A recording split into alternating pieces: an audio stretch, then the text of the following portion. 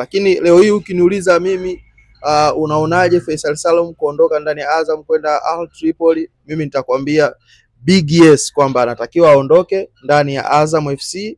Kwa nini? Sasa tunaanza kuangalia sababu kwa nini Faisal anatakiwa aweze kuondoka. Faisal Salum ni raia wa Tanzania, amezaliwa pale visiwani Zanzibar, amezaliwa tarehe 11 mwezi wa kwanza mwaka 1998. Kwa hiyo ukipiga hesabu kutoka mwaka 98 mpaka hivi sasa, sawa, mpaka hivi sasa amezaliwa Januari 98 mpaka hivi sasa ana miaka 27. Kwa hiyo ukiangalia umri wake wa miaka 27 ni umri ambao anatakiwa kwa sasa awe ameshafanya mambo makubwa. Ni umri ambao anatakiwa sasa aanze kutengeneza pesa zaidi, kwa sababu ana miaka ya kupambana takriban miaka 5. Yani ndio kusema kwamba huyu anaweza akapambana kuweza kutupa katika kitu kikubwa zaidi. Miaka 5 wastani wake, na maana kwamba ni wastani wa miaka 32. Ndio. Kwa kama wastani wa miaka 32, kwa hiyo inaona paka sasa anatakiwa amevuna zaidi. Ukiangalia kaka zake kama kina Harid Aucho, ukiangalia watu kama kina Thabani Skala Kamusoko ambao alishakucheza nao Yanga, ambali wakuta pale wakina Papi Kabamba Shishimbi, unaona kabisa kwamba kwa umri ambao wao walikuwa wanakuja kucheza Afrika Mashariki, unaona kabisa kwamba tayari walishazunguka huku na kule kuweza kukusanya fedha, kuweza kukusanya maokoto ili waweze kujiimarisha zaidi. Lakini yeye katika ubora wake mkubwa zaidi akiwa na miaka hiyo 27, bado yupo katika viunga vya Tanzania, bado yuko Azam.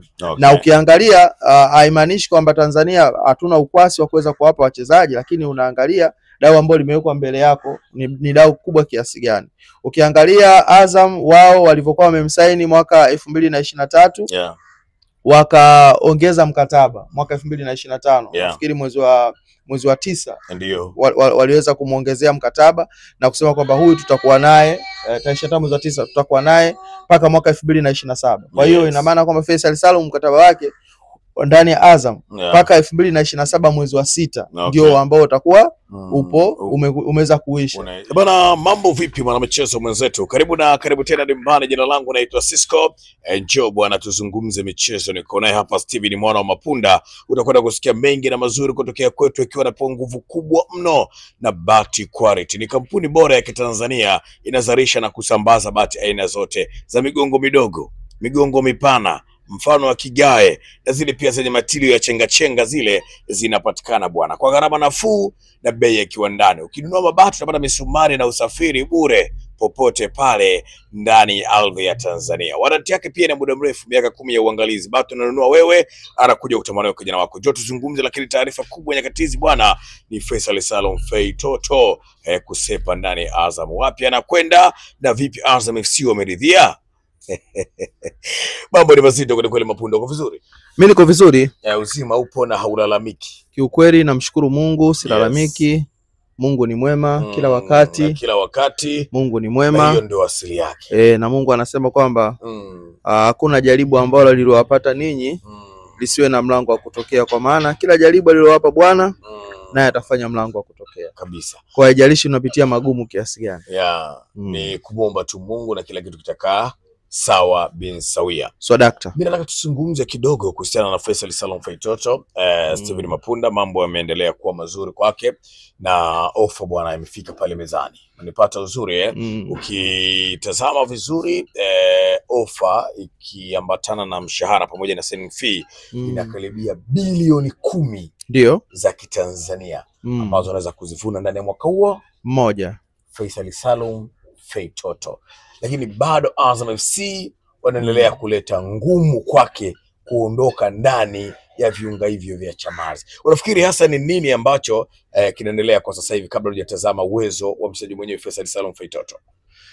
Of course kwa mimi, hata kama mimi ningekuwa ni mmiliki wa Azam, kumwachia mchezaji kama Faisal Salum Feitoto ingekuwa inaniwia vigumu sana, kwa sababu kwa sasa ukiangalia dhamira, nia yao ya dhati iliyopo ndani ni kuweza kufanya vyema katika michuano ya ndani na michuano ya Afrika.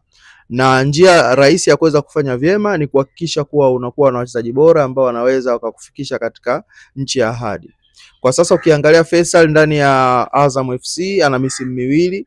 Msimu wa kwanza anakuwa second top scorer msimu wa pili anakuwa second assist akiwa ametoa pasi saidizi nyingi zaidi. Kwa hiyo anakuwa na takwimu bora sana, lakini pia kwa misimu mitatu mfululizo amekuwa ni nembo ya Taifa Stars, kwa maana kwamba kwa sasa ukimuondoa Mbwana Ali Samata anayefuata kutamkwa ni Faisal Salum Feitoto. Yes. Na ukiangalia namba zake hata katika chani ambayo imemalizika, Taifa Stars inaingia robo finali. Ukiangalia ukihesabu wachezaji watatu muhimu wa Taifa Stars, basi hutosita kulitaja jina la Faisal Salum kabisa. Kwa hiyo kwa minajili hiyo, kila timu bora inahitaji kuwa na mchezaji bora. Na wewe unakumbuka msimu wa mwaka 2023 anajiunga ndani ya Azam, kulikuwa na vuta nikuvute kweli kweli akiwa anatokea Young African. Yes. Na haikuwa rahisi. Na ukiangalia msimu uliomalizika, kila kitu kilikuwa kinakwenda vile ambavyo ilikuwa inatakiwa ili arudi katika timu yake ya zamani ya Young African. Lakini ujio wa Florent Ibenge akasema kwamba haiwezekani kumruhusu mchezaji huyo aondoke, nina mipango naye. Okay. Kwa hiyo kwa mipango hiyo lazima mtu umwanganie mchezaji kama Faisal Salum Feitoto. Okay. Yes. Bwana, hivyo ndivyo ambavyo mambo yanapata kuendelea pale Chamazi pembezoni kidogo mwa jiji la Dar es Salaam. Bosi yao anatia hukumu kweli kweli kuondoka kwa Faisal Salum Feitoto. Sasa tutaendelea pia kukujuza vizuri mambo yake yapoje, lakini maswali ya kujiuliza, ile dili lingekuwa linamhusisha mchezaji wa Yanga au Simba, mambo yangekuwa mengi kweli kweli. Mbona kwenye hili hatuwaoni wale wa manager na mawakala kusimama kidete kweli kweli kwamba kijana anabaniwa, fedha nyingi zimekuja wanazikataa? Kwa nini nyakatiza tuone? Lakini angekuwa mchezaji wa Yanga huyu au Simba, mawakala pia wangeibuka hapa na manager.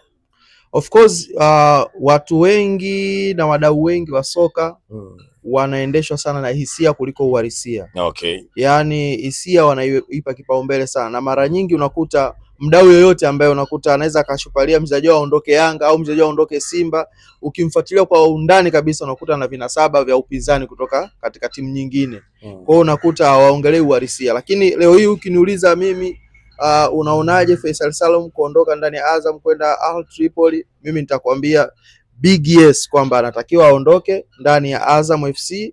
Kwa nini? Sasa tunaanza kuangalia sababu kwa nini Faisal anatakiwa aweze kuondoka. Faisal Salum ni raia wa Tanzania, amezaliwa pale visiwani Zanzibar, amezaliwa tarehe 11 mwezi wa kwanza, yes, mwaka 1998. Kwa hiyo ukipiga hesabu kutoka mwaka 98 mpaka hivi sasa, sawa, mpaka hivi sasa amezaliwa Januari 98 mpaka hivi sasa ana miaka 27. Kwa hiyo ukiangalia umri wake wa miaka 27 ni umri ambao anatakiwa kwa sasa awe ameshafanya mambo makubwa. Ni umri ambao anatakiwa sasa aanze kutengeneza pesa zaidi, kwa sababu ana miaka ya kupambana takriban miaka 5. Yaani ndio kusema kwamba huyu anaweza akapambana kuweza kutupa katika kitu kikubwa zaidi.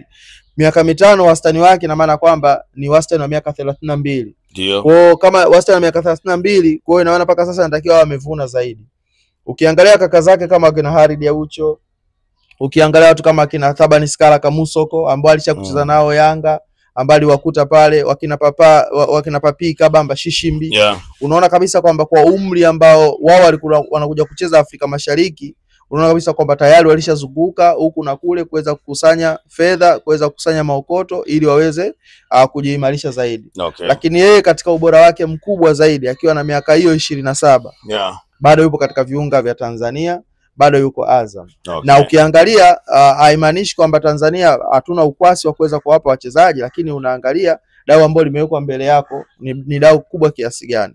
Ukiangalia Azam wao walivyokuwa wamemsaini mwaka 2023, wakaongeza mkataba mwaka 2025. Nafikiri mwezi wa 9 ndio waliweza kumuongezea mkataba na kusema kwamba huyu tutakuwa naye tarehe 5 mwezi wa 9 tutakuwa naye mpaka mwaka 2027. Kwa hiyo ina maana kwamba Faisal Salum mkataba wake ndani ya Azam mpaka 2027 mwezi wa 6 ndio ambao utakuwa umeweza kuisha.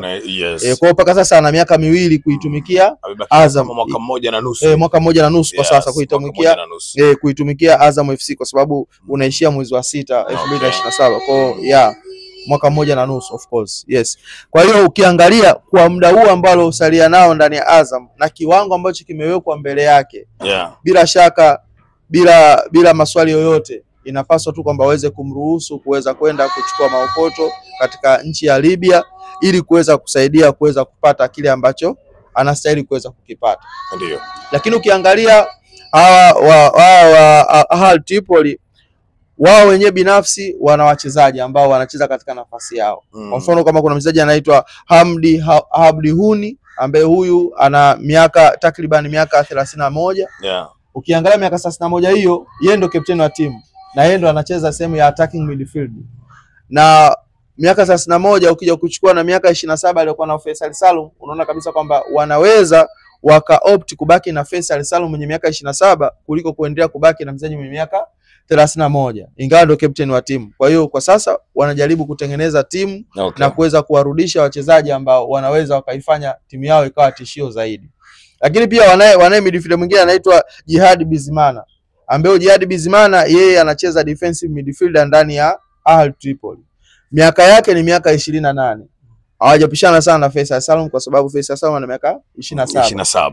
Kwa hiyo ina maana akiongezeka Faisal Salum katika kikosi chao inawezekana wakawa wametengeneza kesho yao nyingi na kesho ambayo ilikuwa na faida kubwa zaidi ndani ya Al Tripoli. Lakini kuna mtu mwingine anaitwa Galen Chahali ambaye huyu ukimwangalia umri wake ni miaka 31.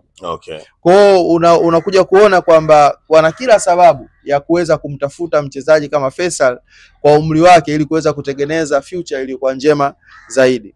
Na ukiangalia Al Tripoli katika misimu miwili wamehangaika kuweza kushiriki michuano ya CAF, wanafeli.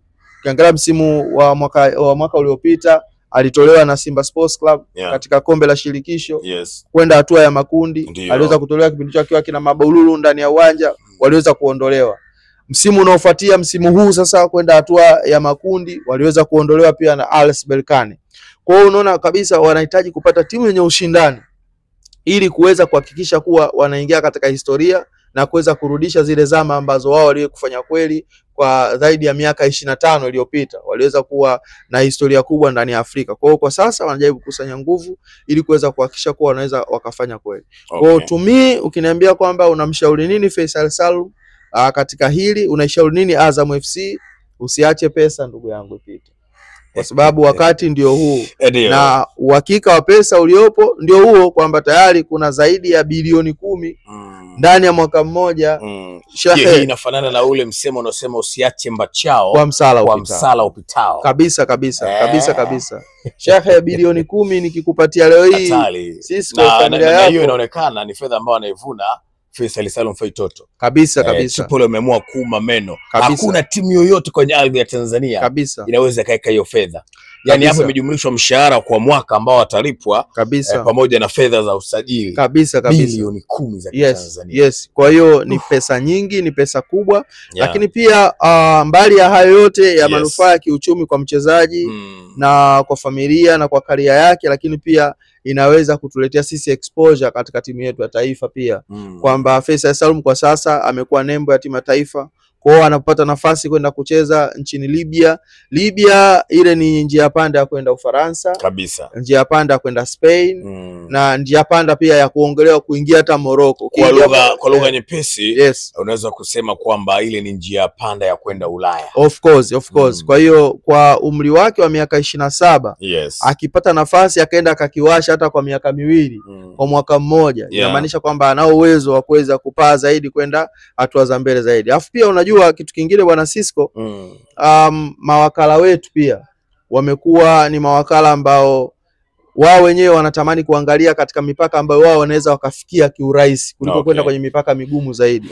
Mchezaji leo huyu kimpeleka Libya kule akiwa katika mazingira ya kule, kadiri unavyopanda stage ndivyo unavyotakiwa wewe pia kuji-update pia katika program zako za kumsimamia mchezaji. Sasa unakuta mara nyingi katika mawakala ambao wanasimamia wachezaji tunawashuhudia wanaingia kwenye mitihani ya FIFA ya usimamizi wa wachezaji ya kuwa manager. Mara nyingi tunapewa taarifa kwamba bwana ameingia kwenye mtihani amefeli. Kwa kitu ambacho anaweza akafaulu zaidi ni kuhakikisha anasimamia wachezaji ambao wanachezea Simba, Yanga, Azam, Simba, Yanga, Azam. Okay. Ukianza kumpa changamoto nyingine zaidi, inawezekana yeye unampotezea ugali wake. Kwa hiyo mimi nafikiri tuhame katika hiyo level, tuingie katika level ambayo ni kubwa zaidi, ambayo inaweza kutusaidia sisi, lakini pia ikawa pia hazina kwa taifa letu la Tanzania. Bwana, hivyo ndivyo ambavyo Faisal Salum Feitoto, mihela, mipunga, fedha, umate sasampa liko mezani pale. Je, Azam FC watakubali kuliacha na Faisal Salum Feitoto mwenyewe? Tusubiri kuona, lakini kumbukwe hao Al Ahly Tripoli ndio ambao wamefika mezani kwa Young Africans na bilioni 2 za kitanzania, wao wakiwa wanamtaka mtu anaitwa Clement Waridi Mzize, yani Clementinho Mzize. Je, Young Africans nao watachomoa? Tripoli wamezamilia kweli kweli, fedha wanazo lakini hawafanyi vizuri. Sasa wameshajua mali zinapatikana kwenye ardhi ya Tanzania, wacha waje wazikombe ili zikawasaidie kwenye mashindano makubwa. Jina langu naitwa Cisco. Wakati tunazungumza hapa nguvu kubwa, pia tulikuwa tunapewa na Bati Quality. Hakika ni kampuni bora kweli kweli ya Kitanzania inayozalisha na kusambaza bati aina zote. Unapata za migongo midogo, migongo mipana, mfano wa kigae, na zile pia zenye matilio ya chenga zinapatikana kwa gharama nafuu na bei ya kiwandani. Lakini ukinunua mabati tunakupatia misumari na usafiri bure popote pale ndani ya ardhi ya Tanzania. Waranti yake pia ni muda mrefu, miaka 10 ya uangalizi. Basi unanunua wewe, anakuja kutamba nayo kijana wako. Jina langu naitwa Cisco na mimi sina la ziada. Nyuma ya kamera yuko Bwamba kweli kweli kutokea Mwanza, si mwingine muite Michael Arwais. Itoshi kusema tukutane tena muda na wakati mwingine. Wailalika, maasalam.